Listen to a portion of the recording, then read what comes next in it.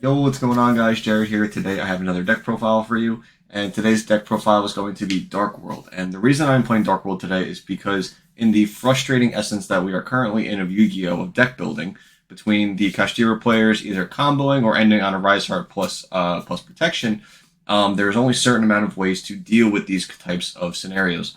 And I think Dark World actually has a decent chance of being able to break these boards going second, most of the time, I would say. I think that the dangers, specifically Bigfoot, being very, very strong against into a Rise Heart, and as well as being able to play Lava Golem in the deck with some form of synergy and draw power, could really make this deck shine. So, yeah, overall, I think that this deck, with the frustration of deck building currently, actually, you can put in a lot of cards that really, really help out during the current metagame. And then before I actually show the deck list, I just wanted to say I got a lot of inspiration from this deck from Simon He's list from the YCS in Las Vegas, I believe it was, or I believe it was Las Vegas. But yeah, I did a lot of more research into this deck to get some more inspiration from it because I think this is a deck that requires a lot of testing and a lot of ratios, and I took a lot of inspiration from that video. So feel free to check that video out in his deck list as well. But without further ado, let's just jump into the deck. Okay, guys, so here is the deck list. As you can see, we have a clean 40 cards. Again, there's a lot of inspiration here from Simon's list, and I'm just going to go over the card by card and some explanations as we go. I did tweak a couple of things for my own list just because of where the format, I believe, is headed as well. So starting out, we have the one copy of Zephyros. This is very good for bouncing gate, because keep in mind, everything in this deck is a soft once per turn for the most part, except for like the dangerous discarded effects, but everything else is pretty much a soft once per turn. You can just repeat it over and over again. So yeah, one Zephyros, one Ceruli. Ceruli is the bread and butter of turn 1 combo, so that you can be able to rip 4 cards out of your opponent's hand on turn 1 with Silva. So that is the go-to, plus a couple of interruptions so that they can't play with just 2 cards and use OTK them in the follow-up. Next card, 3 copies of Danger Bigfoot. So in my recent testing of trying to solve this annoying format currently, Danger Bigfoot is actually probably one of the best cards in the format in my belief, because it is a monster effect that destroys a monster on the field. So what this does is, for the Kashtira players who are ending on Arise Heart face up, and only the Arise Heart face up with protections such as Book of Moon and Forbidden Lance, this card will just be able to destroy it. The only downside is if they open up Pot of Prosperity and they can equip the Infinitrack Goliath on it, then this doesn't work. So trying to find a workaround that currently, but for now, this, if they don't open up Prosperity and they aren't playing the specific Goliath package, you are able to punish it with this one Danger Bigfoot and most likely OTK them because you're playing Dark World and every monster is huge. Plus Danger Bigfoot plus trade-in, and yeah, it's just like very, very good. And then obviously if you're able to pitch it with another danger effect or itself, that also outs the card. So all the dangers are very good into the Kashtiras because there's just like they just spam the board and flood the board so fast. So you're actually able to get a lot of advantage and draw into a lot of outs.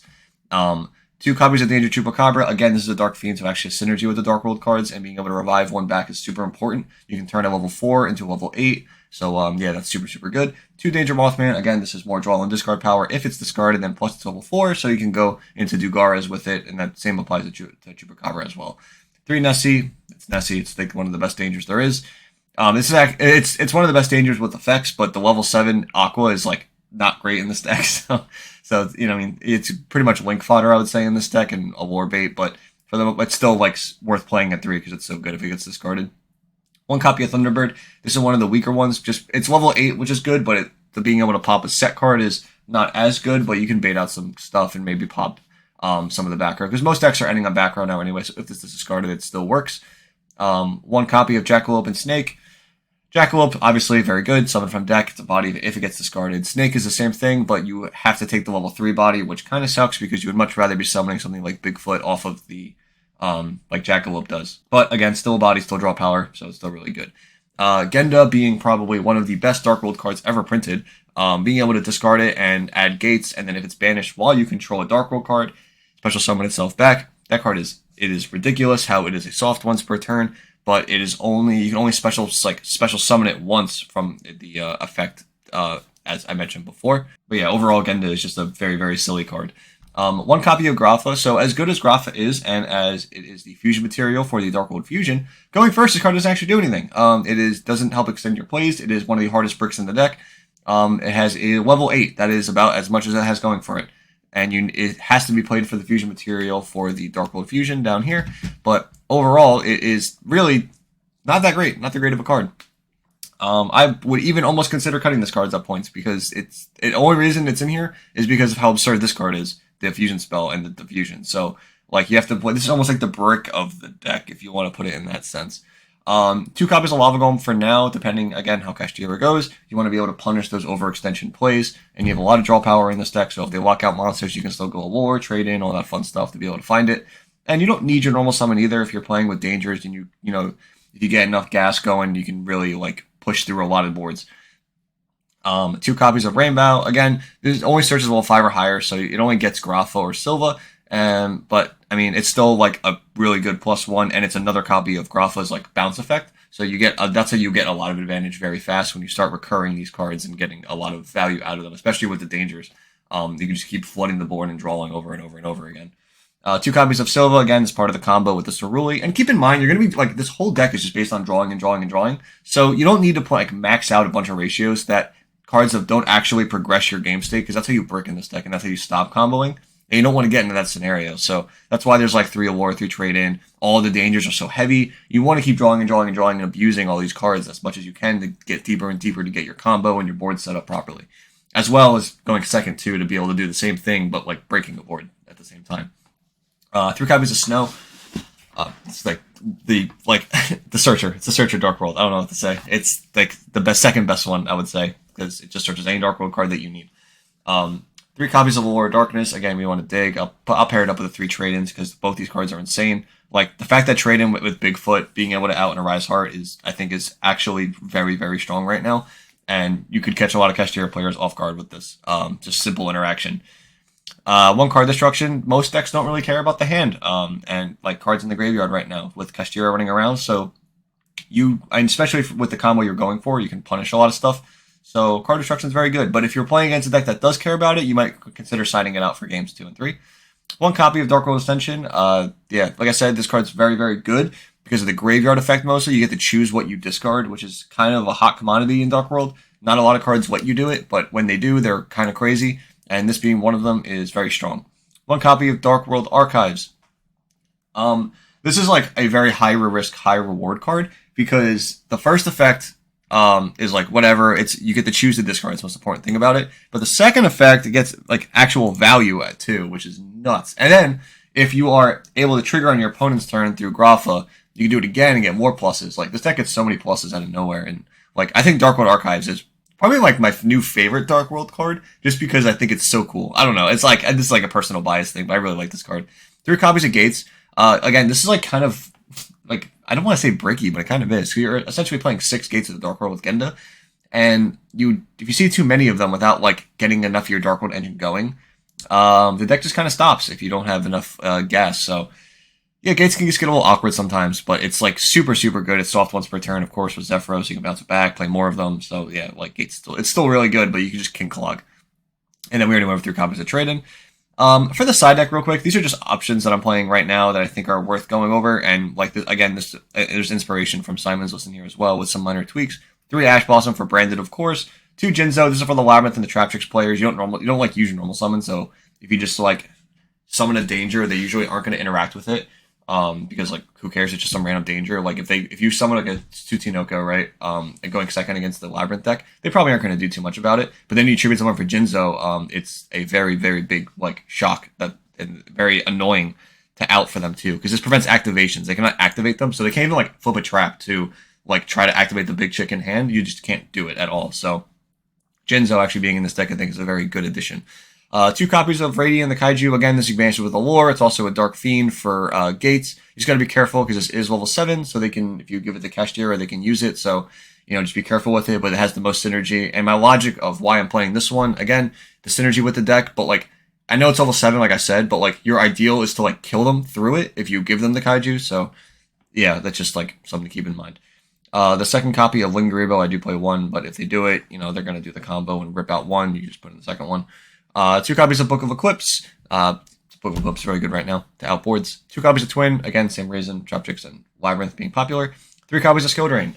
Skill Drain's really good right now, like against everything, I feel like. And Dark World summons big bodies, especially with dangers. Like Bigfoot is huge. So Skill Drain plus Bigfoot is like insane right now.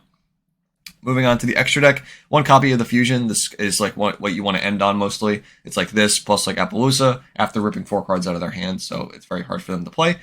One copy of Coach King Giant Rinder. This card is insane. Giant Trainer is nuts. Yeah, this card is a draw 3, and it's a time card. And your turn lasts a long time. So if you are actually playing this in an event, you might go into time just because of how long some of these combos can take.